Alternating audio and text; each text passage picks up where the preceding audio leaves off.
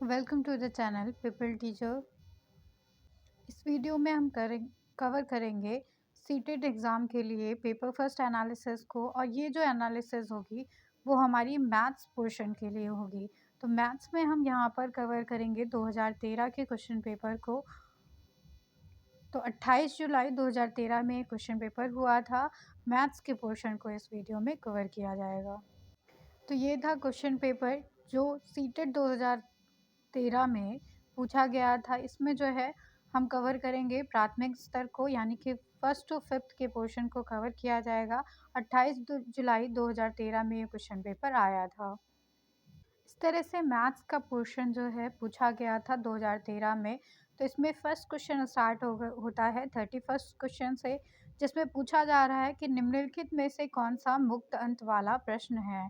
मुक्त अंत वाले प्रश्न का मतलब हो जाता है कि जिसका कोई लिमिट ना हो। तो यहाँ पे फर्स्ट क्वेश्चन दिया गया कि 2/7 से 7 कितना ज़्यादा है। तो इसको आप सॉल्व कर लेंगे और आपको पता चल जाएगा कि 7 कितना ज़्यादा है।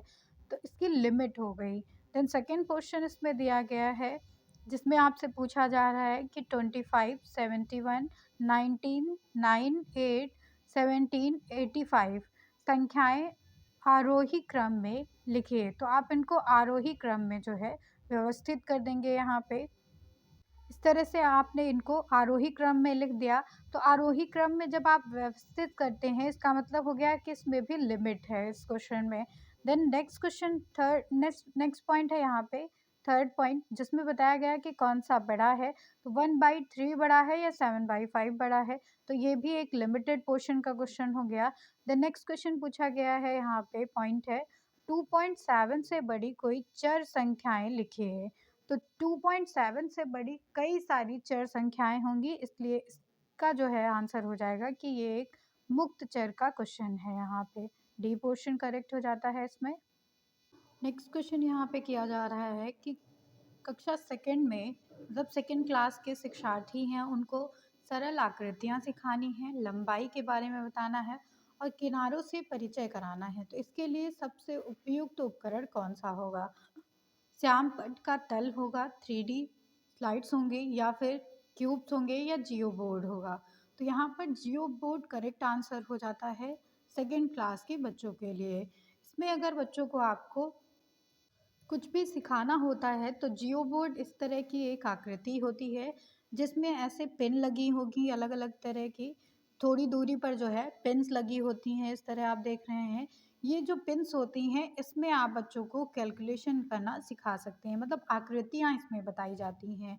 तो जैसे यहाँ पर आप देखिए, लंबाई के बारे में, चौड़ाई के बारे में और किनारों के बारे में बच्चे यहाँ पर सीख सकते हैं, क्योंकि बच्चा सेकंड क्लास में होता है यहाँ पर।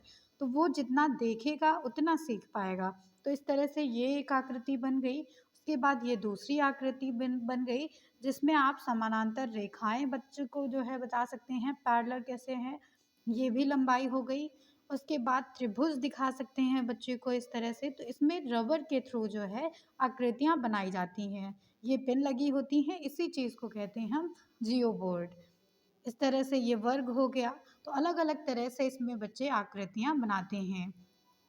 तो जियो बोर्ड के थ्रू आप बच्चों को आकृतियाँ जो है सिखा सकते हैं। नेक्स्ट क्वेश्चन आ जाता है थर्ड नंबर पे कि निम्नलिखित कक्षा 5 की पाठ्यपुस्तक में से एक सवाल है। कक्षा 5 की एक टेक्स्ट बुक है, जिसमें सवाल दिया गया है कि यहाँ 4 खंभे हैं, जिनका माप जो है 105 सेंटीमीटर, 205 15 सेंटीमीटर, 150 सेंटीमीटर और 235 सेंटीमीटर है। यदि उन्हें समान लंबाई के टुकड़े में काटना है, तो प्रत्येक टुकड़े की अधिकतम लंबाई क्या होगी। तो अलग अलग माप की जो है खंभे बताए गए हैं, यहाँ पर 4 खंभे। अगर उन्हें हमें समान लंबाई के टुकड़ों में काटना है, तो हम उनको कितनी अधिकतम लंबाई में काटेंगे, ये सवाल आपसे पूछा जा रहा है। तो ये सवाल डैश डैश डैश के लिए पूछा गया है। ये सवाल क्यों पूछा गया है, ये आपसे क्वेश्चन किया जा रहा है यहाँ पर। तो फर्स्ट ऑप्शन यहाँ पे हो जाता है कि ये HCF और LCM पर आधारित सवाल है, या फिर गुणज और गुणांक के लिए सवाल है या फिर एचसीएफ ज्ञात करने के लिए सवाल है, या लास्ट क्वेश्चन आ जाता है यहाँ पर कि सीखी गई संकल्पनाओं का प्रयोग करते हुए समस्या समाधान कौशल को बढ़ाना। तो यहाँ पर डी ऑप्शन सबसे सुटेबल हो जाता है कि जब हम एक सिचुएशन बच्चों को दे रहे हैं तो उसमें हम एनालिसिस कर रहे हैं बच्चों का कि जो कॉन्सेप्ट हमने उनको बताया है, जो संकल्पनाएं हमने उनको बताई हैं, तो वो क्रिटिकल सिचुएशन में समस्या समाधान के लिए उन संकल्पनाओं का, उन कॉन्सेप्ट का प्रयोग कर पा रहे हैं या नहीं। तो इस सिचुएशन को एनालिसिस करेंगे हम। डी ऑप्शन करेक्ट है यहाँ पे। नेक्स्ट क्वेश्चन आ जाता है कि निम्नलिखित कक्षा थर्ड यानी कि थर्ड क्लास की बात की जा रही है, पाठ्य पुस्तक है, उसमें एक समस्या दी गई है कि निम्नलिखित समस्या को हल करने के लिए कौन सी गणितीय संक्रिया का प्रयोग किया जाएगा। तो एक सिचुएशन दे रखी है आपको, उसमें पूछा जा रहा है कि इसमें कौन सी गणितीय संक्रिया हम प्रयोग करेंगे। तो सिचुएशन है यहाँ पर कि एक दूध वाला 10 दिन में 1410 लीटर दूध बेचता है। वह एक दिन में कितने लीटर दूध बेचता है, यह आपसे क्वेश्चन किया जा रहा है। उपर्युक्त सवाल में ब्लूम्स के संज्ञानात्मक क्षेत्र के किस क्षेत्र दक्षता की ओर संकेत किया जा रहा है। तो ब्लूम्स टेक्सोनॉमी से आपसे ये क्वेश्चन पूछा जा रहा है कि इसमें 10 दिन में 1410 लीटर जो है दूध एक दूध वाला बेचता है, तो एक दिन में कितने लीटर दूध बेचेगा। इसमें जो है ब्लूम्स की जो टेक्सोनॉमी होती है वो 3 पार्ट्स में डिवाइड होती है। पहला पार्ट हो जाता है यहाँ पे नॉलेज का, दूसरा पार्ट यहाँ पे हो जाता है अंडरस्टैंडिंग का, और तीसरा पार्ट हो जाता है एप्लीकेशन का। Understanding, then third part is about application. तो ये जो पार्ट है, ये जो क्वेश्चन है, वो यहाँ पे एप्लीकेशन से रिलेटेड है। ब्लूम्स टेक्सोनॉमी पे जो थर्ड पार्ट आता है एप्लीकेशन, उससे जो है आधारित प्रश्न है ये। तो यहाँ पर डी ऑप्शन करेक्ट हो जाता है विश्लेषण का, यानी कि बच्चे को एक सिचुएशन बताई गई है और इसमें जो है वो बच्चा इन सारी क्रियाओं, मतलब उस चीज़ को समझ कर जो है पूरा एनालिसिस करता है यहाँ पर, और उसके आधार पर यहाँ पर वो आंसर देता है। अपने ज्ञान के आधार पर एनालिसिस करेगा सिचुएशन को और तब आंसर देगा। तो विश्लेषण यहाँ पे करेक्ट ऑप्शन है। नेक्स्ट क्वेश्चन आ जाता है राशिद। और राशिद जो है वो कक्षा 5 में पढ़ता है, 5th क्लास का स्टूडेंट है। वह विभिन्न प्रकार के त्रिभुजों को भिन्न श्रेणियों में वर्गीकृत करता है, यानी कि अलग अलग त्रिभुज हैं उनको जो है कैटेगराइज कर लेता है वह। लेकिन त्रिभुज के 3 कोणों का योग 180 होता है। इसके अमूर्त प्रमाण को समझने से उसे कठिनाई होती है। मतलब वो कैटेगराइज कर लेगा त्रिभुज को, लेकिन ये नहीं जानता है कि जो 180 डिग्री मान होता है त्रिभुज के तीनों कोणों को, उसके अमूर्त यानी कि जब वो उसके सामने प्रेजेंट नहीं होगा तो इमेजिन नहीं कर पाता है। तो ब्याजे के संज्ञानात्मक सिद्धांत के अनुसार रशीद जो है वो कौन से चरण में है।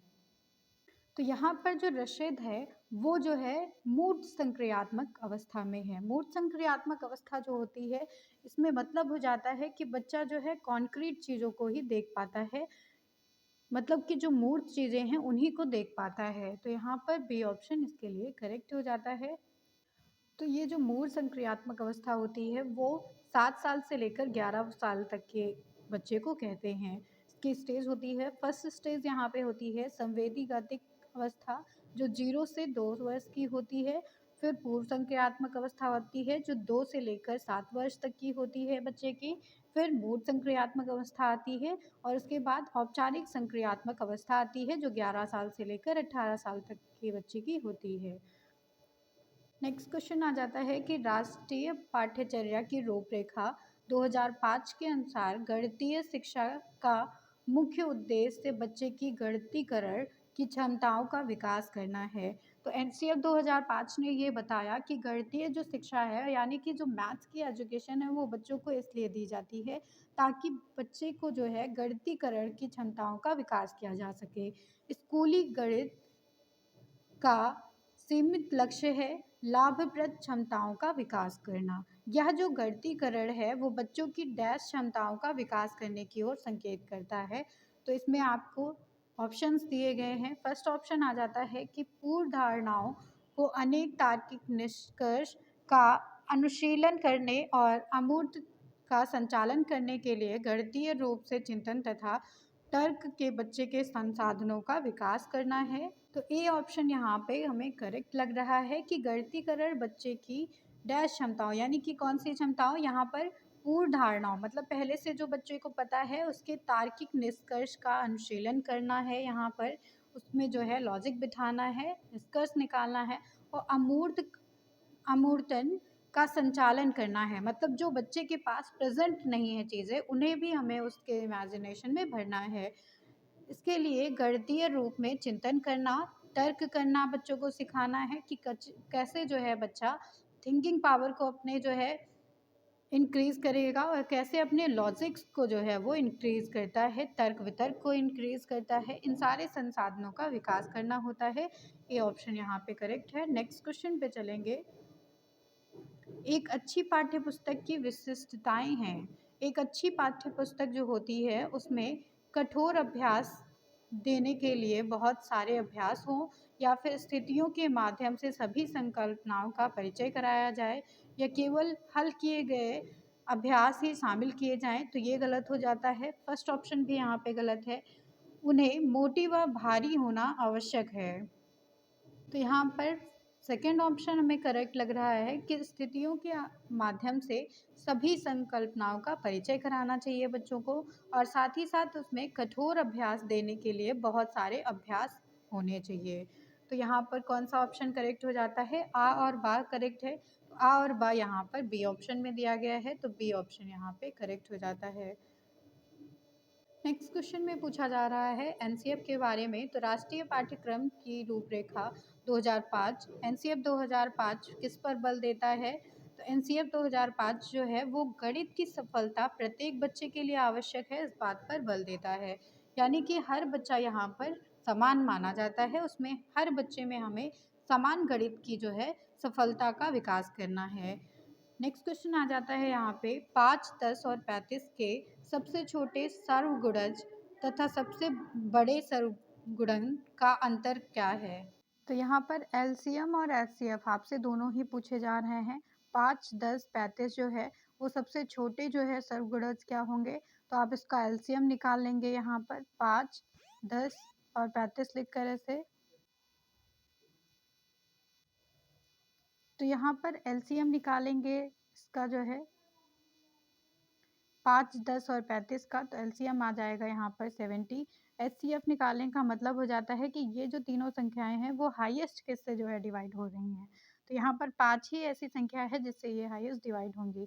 तो इन दोनों का अंतर कर लेंगे 70 और 5 का, तो यहाँ पे 65 आंसर आ जाएगा। यही इसका जो है आंसर हो जाएगा। नेक्स्ट क्वेश्चन पे चलेंगे। संख्या 105 के गुणनखंडों की संख्या है। संख्या 105 जो है इसके गुणनखंडों की जो संख्या है वो क्या हो जाती है? तो 105 का एलसीएम यहाँ पे निकाल लेंगे आप, तो इसको लिखा जाएगा 3 इंटू 5 इंटू 7।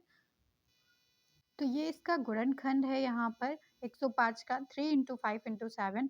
तो इसके जो है गुणनखंडों की संख्या ज्ञात करने के लिए यहाँ पर हम एक जो है प्लस कर देते हैं इसकी घात में। तो आइए देखते हैं प्लस कर कर यहाँ पे। तो जब प्लस करेंगे तो इसकी सबकी घात एक एक है, जब प्लस करेंगे तो ये घात जो है दो दो हो जाएगी, यहाँ पर इंटू कर लेंगे तो 8 आ जाएगा। ये जो 8 आया है यही इसके गुणनखंडों की संख्या हो जाएगी। तो जब भी गुणनखंडों की संख्या पूछी जाएगी तो हम उसमें जो है एलसीएम कर कर उसकी घातों में एक प्लस कर देंगे, वही जो है उसके गुणनखंडों की संख्या होगी। तो यहाँ पर गुणनखंडों की संख्या 8 आई है। नेक्स्ट क्वेश्चन पे चलेंगे अब। यदि समय दिया गया है आपको कि 2:17 हो रखे हैं, पीएम का टाइम है ये, तो अब से ठीक 11 घंटे और 59 के पश्चात क्या टाइम होगा? तो यहाँ पर 2:17 पीएम का टाइम दे रखा है, इसमें हम प्लस कर देंगे डायरेक्टली, तो हमको पता चल जाएगा कि कितना टाइम हुआ होगा। तो इसको जब प्लस करते हैं तो यहाँ पे 2:16 होता है, तो ये जो है एएम का टाइम हो जाएगा। तो यहाँ पर ये ऑप्शन करेक्ट हो जाता है इसके लिए। तो यहाँ पर डी ऑप्शन करेक्ट है क्योंकि उसमें 2:16 एएम दे रखा है। डी ऑप्शन करेक्ट हो जाता है। नेक्स्ट क्वेश्चन है अब 3.5 समकोणों में डिग्रियों की संख्या क्या है। 3.5 समकोण दे रखे हैं, उसमें डिग्रियों की संख्या आपसे पूछी जा रही है। तो ये जो 3.5 समकोण है, तो एक समकोण जो होता है 90 डिग्री का होता है। 3.5 जो दे रखे हैं उसमें 3 का इंटू कर लेंगे पहले, तो ये 270 आ जाएगा। साढ़े यहाँ पर बोला है तो 1/2 कर देंगे यहाँ पर। 1/2 जब हमने किया तो 45 डिग्री आया ये। 45 डिग्री को प्लस कर देंगे 270 में, तो यहाँ पर आ जाएगा 315 डिग्री। 315 डिग्री के लिए ए ऑप्शन यहाँ पर करेक्ट हो जाएगा यहाँ पे। नेक्स्ट क्वेश्चन है कि 11 इकाइयाँ, 11 दहाइयाँ और 11 सैकड़े बराबर हैं, तो इसको सिर्फ आपको प्लस करना है। नॉर्मली 11 इकाइयाँ का मतलब ये हो जाता है, 11 दहाइयाँ का मतलब हो जाता है 10 से इंटू, 11 सैकड़ा का मतलब हो जाता है 100। 11 को 100 से इंटू करेंगे। सैकड़ा का मतलब 100 है, दहाई का मतलब 10 हो जाता है, इकाई का मतलब 1 ही होता है, तो ये वैसे ही रहेगा। इसलिए यहाँ पर आपको प्लस करना है यहाँ पर 11 और 110, और फिर आपको यहाँ पर प्लस करना है 1100। तो इस तरह से आप सीरियल वाइज लिख लेंगे यहाँ पर 11, 110 और 1100, और उसको प्लस कर देंगे तो यहाँ पर आ जाएगा 1221। 1221 के लिए सी ऑप्शन यहाँ पे करेक्ट है। यहाँ पे नेक्स्ट क्वेश्चन दिया गया है 509 और 3028 का योग क्या है। तो 509 लिखेंगे, 3028 लिखेंगे और उसको जो है प्लस कर देंगे। तो इस तरह से ये जो क्वेश्चन होते हैं उनका मतलब हो जाता है आप प्लेस वैल्यू कैसे इनको दे रहे हैं, वो सबसे इम्पोर्टेंट है यहाँ पर। तो इसको जो है प्लेस वैल्यू देकर यहाँ पर प्लस कर लेंगे। ये आपका आंसर हो गया। तो आपका बी आंसर जो है यहाँ पर करेक्ट है। इसको सिर्फ आपको नॉर्मली प्लस करना है। नेक्स्ट क्वेश्चन आ जाता है यहाँ पे, किसी वर्ग का परिमाप जो है 24 सेंटीमीटर दिया गया है और किसी आयत की लंबाई जो है 8 सेंटीमीटर दी गई है। यदि वर्ग और आयत के परिमाप बराबर हो तो आयत का क्षेत्रफल वर्ग सेंटीमीटर में आपको निकालना है। तो आयत का क्षेत्रफल निकालने के लिए वर्ग का भी क्षेत्रफल आपको पता होना चाहिए। यहाँ पे आपको वर्ग की परिमाप दी गई है 24 सेंटीमीटर, तो वर्ग की परिमाप आयत की परिमाप के बराबर होगी, यानी कि दोनों 24 सेंटीमीटर होंगी। आयत की लंबाई दे रखी है यहाँ पर 8 सेंटीमीटर, तो आयत की चौड़ाई हम मानेंगे कि b है। आयत का परिमाप यहाँ पे हो जाएगा 2 LB, L प्लस B होता है ये। तो यहाँ पर लंबाई आपको दी गई है, यहाँ से आप निकाल सकते हैं 2 LB इक्वल टू 25, क्योंकि ये परिमाप बराबर है। LB का मतलब हो जाता है यहाँ पर, LB के बराबर यहाँ पे हो जाएगा 12, क्योंकि 2 से 25 यहाँ पे कैंसिल हो जाएगा। फिर LB में जो है हम L की जो है वैल्यू रखेंगे, यहाँ पर 8 लंबाई दे रखी थी, तो यहाँ पर 12 बराबर में आ जाएगा। फिर उसके बाद यहाँ पे माइनस में ये टर्म चला जाएगा। ये जब टर्म माइनस में आ जाता है तो 12 माइनस 8 हो जाएगा 4। 4 आपको पता चल गया। अब आयत की आप क्षेत्रफल यहाँ पे ज्ञात कर सकते हैं। आयत का क्षेत्रफल निकालने के लिए लंबाई गुणे चौड़ाई फॉर्मूला होता है। लंबाई आपकी 8 थी, चौड़ाई आपकी 4 निकल आई, तो आयत का क्षेत्रफल यहाँ पे इंटू कर लेंगे। 32 सेंटीमीटर स्क्वायर जो है क्षेत्रफल हो गया। तो यहाँ पे 32 का मतलब है बी ऑप्शन करेक्ट है। नेक्स्ट क्वेश्चन पे चलते हैं। संख्या 1 2 3 5 में 3 के स्थानीय मान तथा अंकित मान में अंतर बताइए। 3 का जो स्थानीय मान है वो हो जाएगा 300, क्योंकि थर्ड टर्म पर जो है प्लेस है, ये तीसरे नंबर पर प्लेस है, तो जिस नंबर पर प्लेस होगा उतने जीरो हम जो है इसमें बढ़ा देते हैं। अंकित मान का मतलब हो जाता है कि वो संख्या खुद, तो इसमें माइनस कर देंगे, आंसर आ जाएगा 297। बी ऑप्शन यहाँ पे करेक्ट है। नेक्स्ट क्वेश्चन इज, निम्न में से कौन सा सही नहीं है। तो इसमें आपको टर्म्स दे रखे हैं। फर्स्ट है यहाँ पर कि एक घन में 6 फलक होते हैं, करेक्ट हो जाता है यहाँ पे। नेक्स्ट पॉइंट है यहाँ पर कि 1 मिलीमीटर में 0.1 सेंटीमीटर होते हैं, ये भी करेक्ट हो जाता है। नेक्स्ट है यहाँ पे पॉइंट कि 0.10 और 0.1 समान होगा, ये भी करेक्ट हो जाता है, क्योंकि जो बाद में जीरो लगता है उसका जो है कोई मायने नहीं होता है, उसका कोई भी सेंस नहीं होता है।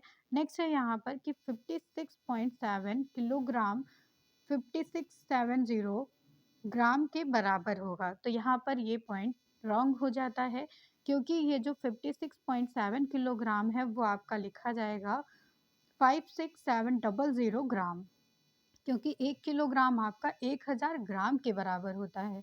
डी ऑप्शन यहाँ पे गलत है, इसलिए ये करेक्ट ऑप्शन है।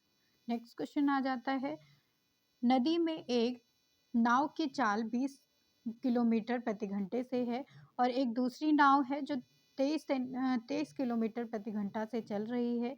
ये दोनों नाव एक ही दिशा में एक स्थान से एक समय पर चलती हैं। 3.5 घंटे पश्चात उनके बीच की दूरी क्या होगी?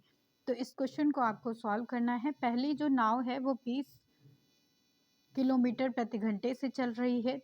1 घंटे में चाल इसकी जो है, 1 घंटे में इसने 20 किलोमीटर की दूरी तय कर ली है। इसका मतलब है यहाँ पर 3.5 घंटे की अगर बात होती है तो चली गई दूरी क्या होगी? तो यहाँ पर दूरी निकालने के लिए चाल इंटू समय लिखते हैं हम। तो चाल हमारी 20 किलोमीटर है और समय यहाँ पे 3.5 घंटे हो जाता है। इसको इंटू कर लेंगे तो 70 यहाँ पे दूरी आ जाएगी। दूसरी जो नाव है वो 23 किलोमीटर प्रति घंटे से चलती है। तो 23 यहाँ पे 20 जो था पहली नाव में, वहाँ पे 23 कर देंगे, इसमें इंटू कर लेंगे तो ये 80.5 किलोमीटर चलती है, दूरी आ गई। दोनों नाव के बीच की दूरी निकालने के लिए माइनस कर देंगे तो 10.5 हमारा आंसर हो जाएगा। यहाँ पे 10.5 का मतलब हो जाता है कि ऑप्शन फर्स्ट यहाँ पे करेक्ट है। नेक्स्ट क्वेश्चन इज, संख्या 7090707 को 9 से भाग देने पर शेषफल क्या प्राप्त होता है? तो इस तरह से आप भाग करेंगे। यहाँ पर 9 से जब भाग करते हैं तो फर्स्ट टर्म तो ऐसे ही कट जाएगा 9 एक बार में ही। फिर आपको यहाँ से 3 संख्याएं लेनी पड़ती हैं। तो 3 संख्या लेने के लिए आप 00 यहाँ पर बढ़ाते हैं, उसके बाद इसको 7 टाइम में ले जाते हैं 9 को, तो 63 यहाँ पे आ जाएगा। फिर यहाँ पे 7 रिमाइंडर बचता है, 7 आप ऊपर से लिखेंगे यहाँ पर और इसको 8 टाइम्स ले जाते हैं तो 72 आ जाएगा। 5 यहाँ पर शेषफल बच जाएगा। तो यहाँ पर ऑप्शन ए करेक्ट हो जाता है। नेक्स्ट क्वेश्चन आ जाता है कि एक ताज़ा मछली को सुखाने पर उसका भार 1/3 रह जाता है। सुनीता यहाँ पर 15 किलो ताज़ी मछलियाँ लाई हैं 35 रुपए किलो भाव से, और उसने जो है उसको सिखाया है तो 80 रुपए प्रति किलो के भाव से वह बेच देती है उसको। 25 रुपए में वो लाई थी, सुखा कर उसने जो है 80 रुपए में बेच दिया है। तो उसकी इस प्रकार की वह कमाती है, वह कितने पैसे इसमें कमा ली है ये आपको बताना है। तो यहाँ पर 1500 किलो का तिहाई भाग क्या था? 1500 किलो का तिहाई भाग हम निकालेंगे तो 500 आ जाएगा। फिर 1500 किलो मछलियाँ यहाँ पर जो थी वो 25 रुपए में ली गई, तो यहाँ पर 37,500 ये अमाउंट आ गया।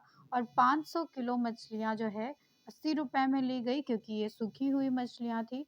तो इनका मूल्य आ जाएगा 500 इंटू 80, यहाँ पर आ गया 40,000 रुपीज़।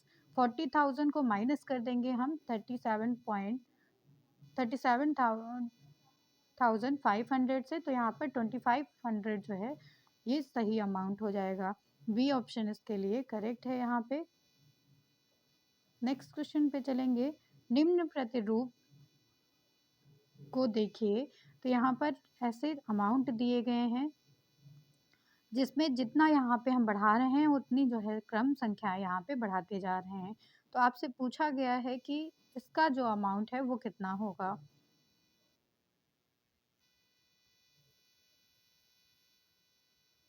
तो इसका जो अमाउंट है वो आप देख रहे हैं यहाँ पर कि लास्ट में 6 तक से अगर माइनस कर रहे हैं तो 6 तक की संख्याएं ही लिखी जाएंगी क्रम से। तो ये यहाँ पे सी ऑप्शन करेक्ट हो जाएगा। नेक्स्ट क्वेश्चन है कि एक बोतल में 750 मिलीलीटर जूस भरा जाता है। ऐसी 6 बोतलों को एक कार्टून में पैक किया जाता है और 450 लीटर जूस के लिए आवश्यक कार्टूनों की संख्या आपको बतानी है। तो 450 लीटर के लिए जूस की बोतलों की संख्या निकालने के लिए यहाँ पे 4,50,000 को हम डिवाइड करेंगे यहाँ पर 750 से, क्योंकि इसमें एक जो अमाउंट है 750 वो हमको मिलीलीटर में दिया गया है। तो इसको चेंज करेंगे लीटर में, तो यहाँ पर 00 यहाँ पे बढ़ जाएंगे। तो इसलिए 1 लीटर में 1000 मिलीलीटर होते हैं, इसलिए ये अमाउंट हमारा जो होगा वो आ जाता है यहाँ पर 600 बोतल का। एक कार्टून में बोतलों की संख्या देखें तो 6 बताई गई हैं क्वेश्चन में। तो कार्टूनों की संख्या निकालने के लिए 600 बोतल हैं, एक कार्टून में 6 बोतलें आती हैं, डिवाइड कर देंगे, 100 कार्टूनों की ज़रूरत पड़ेगी यहाँ पर। तो ए ऑप्शन यहाँ पे करेक्ट है, 100 कार्टून का। नेक्स्ट क्वेश्चन पे चलते हैं। किसी आयताकार बक्से की आंतरिक लंबाई, चौड़ाई, ऊंचाई आपको दी गई है क्रमशः, जो 4, 3 और 2 है। उसके बाद आपको 68664 सेंटीमीटर घनों को पैक करने के लिए ऐसे कितने बक्सों की आवश्यकता होगी, वो पूछा जा रहा है। तो यहाँ पर आप जो है बक्सा यानी कि आयताकार जो ये आकार है उसकी लंबाई, चौड़ाई, ऊंचाई दी गई है, इसको इंटू कर देंगे तो बक्से का आयतन आ गया। आयतन आपको ये दे दिया गया। आयतन जो आया है उसको हम डिवाइड करेंगे, ये जो घनों के पैक आपको दिए गए हैं 8664 सेंटीमीटर के, तो इसको हम 25 से डिवाइड कर देंगे जो कि बक्से का आयतन आया है। तो यहाँ पर जो अमाउंट आएगा 361 ये जो अमाउंट है वो आवश्यक बक्सों की संख्या हो जाएगी। सी ऑप्शन इसके लिए करेक्ट है यहाँ पे।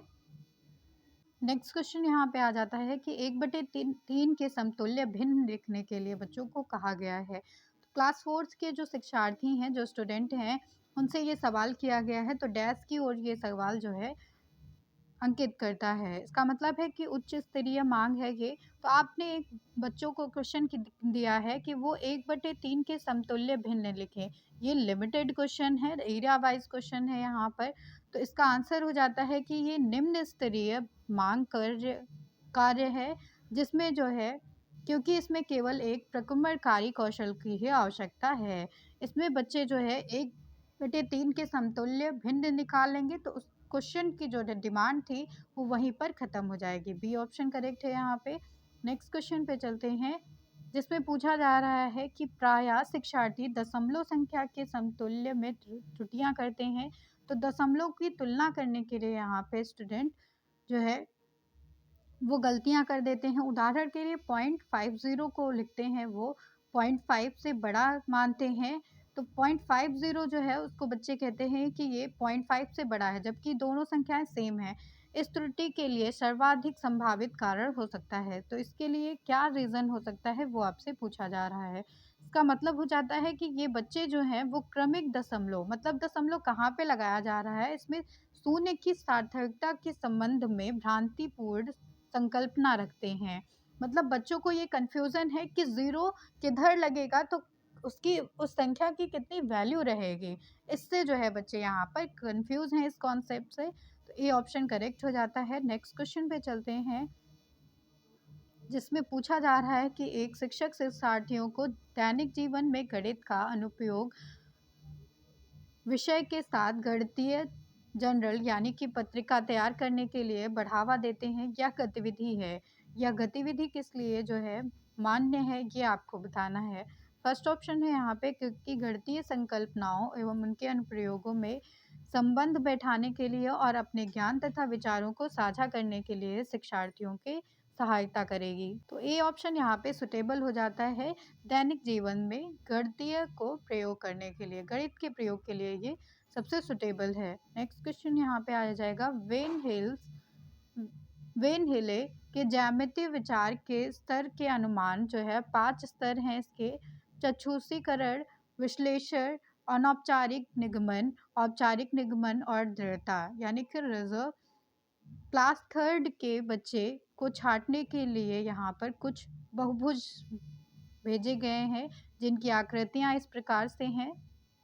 तो यहाँ पर पूछा जा रहा है कि वह भुजाओं की संख्याओं के आधार पर बहुभुजों को वर्गीकृत करता है और यह बच्चे वेन हील के ज्यामितीय विचार के डैश स्तर पर हैं। तो यहाँ पर बच्चे इस काबिल हैं कि वो भुजाओं की संख्याओं के आधार पर जो है बहुभुज को वर्गीकृत कर लेते हैं, यानी कि उसको क्लासिफाई कर ले रहे हैं। इसका मतलब है कि वो वेन हिल के जो है ज्यामितीय विचार के चक्षुषीकरण जो है स्टेज पर हैं। बी ऑप्शन यहाँ पे करेक्ट हो जाता है, जिसमें बच्चा क्लासिफाई कर पाता है भुजाओं को देखकर, भुजाओं के आधार पर वो बहुभुज में कैटेगराइजेशन कर लेता है। नेक्स्ट क्वेश्चन आ जाता है यहाँ पर, एक बच्चा संख्याओं, संक्रियाओं, संकेतों, घड़ी के 2 काँटों, विभिन्न सिक्कों आदि में अंतर करने में कठिनाई प्राप्त करता है।